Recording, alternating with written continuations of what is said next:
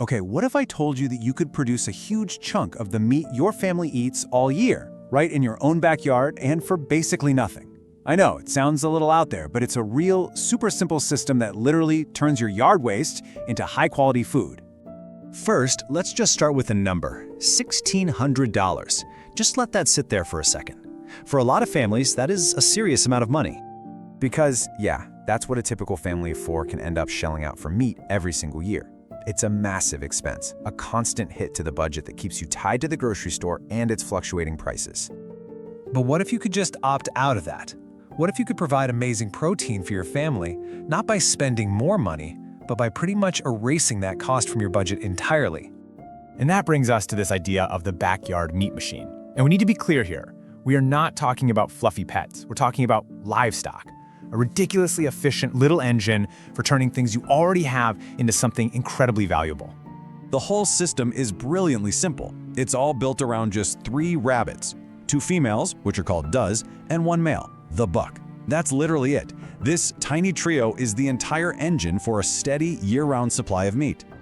And here's the magic behind why it works so well. Rabbits are, pound for pound, one of the most efficient animals on the planet at converting plants into protein. They blow chickens, pigs, and especially cattle right out of the water. They are little protein-making powerhouses. So this is the heart of it right here. On one side, you have stuff you'd normally just throw away. Weeds from the garden, grass clippings, leftover veggie scraps from the kitchen. And on the other side, you get an incredible 200 pounds of clean, high-quality meat. It's like backyard alchemy. So what does this actually look like day to day? Let's get into the mechanics of it, because you're probably going to be surprised by just how little work is actually involved. The time commitment is, and I'm not kidding, minimal. You're looking at maybe 15 minutes a day to feed and water them, and about an hour a week to clean their hutches. I mean, that's less time than most of us spend scrolling on our phones. For under 2 hours a week, you're running your own food production system. And the feed costs? Well, this is the best part. For most of the year, their food is free. In the summer, they live on grass, dandelions, clover, carrot tops, all the stuff your yard is already making. In the winter, you just supplement that with some hay and a tiny bit of grain. And what about the space? Surely you need a big farm, right? Nope. 18 square feet. That's it. That's a tiny little patch of ground, smaller than a lot of rugs. You can do this on a small patio or tucked away in the corner of a totally normal suburban backyard. So how does all this add up to 200 pounds? Well, let's just do the quick math.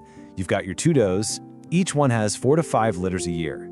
Each of those litters has about 7 to 9 babies. You run those numbers, and boom, you consistently land right around 200 pounds of meat a year. It's incredibly predictable. Okay, now we have to talk about the most critical part of this entire system.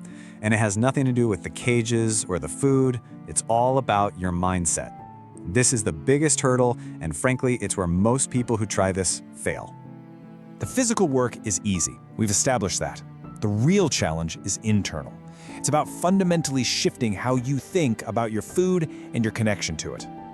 John Seymour, who is a real pioneer in the self-sufficiency world, put it about as bluntly as you can. And look, this isn't about cruelty. It's about honesty. It's about taking responsibility. If you eat meat, you are participating in a process that involves the death of an animal. This system just asks you to be an honest part of that process. And that means you have to draw a very, very clear line between these two mindsets. A pet has a name, it's part of the family, you're emotionally attached to it. Livestock is part of a food system. It's unnamed and it's raised for sustenance. The second you start confusing the two, the system fails. You absolutely must treat them as livestock. So, if you can make that mental shift, what's the real payoff here? Because it goes so much deeper than just saving money. It's about taking back control, about resilience and security. But let's look at the financials one more time. You're producing about $1,600 worth of meat. Let's say you spend $200 on hay for the winter. You are still netting $1,400 in savings. That is a massive, massive return on almost zero investment. But the real benefits are so much bigger than just the cash. You save over $1,000 a year, sure, but you're also providing genuine food security for your family, totally independent of the grocery store. It takes up almost no space or time. It makes you resilient to supply chain hiccups. And maybe most importantly, you have 100% control over the quality of your meat. You know exactly what went into it. You know, the modern food industry works really hard to hide the whole process from us. It gives us a neat, clean package in a store, completely disconnected from the animal, from the earth. The two-rabbit system does the exact opposite. It puts the whole honest cycle right in front of you. The only question left is, are you ready to own it?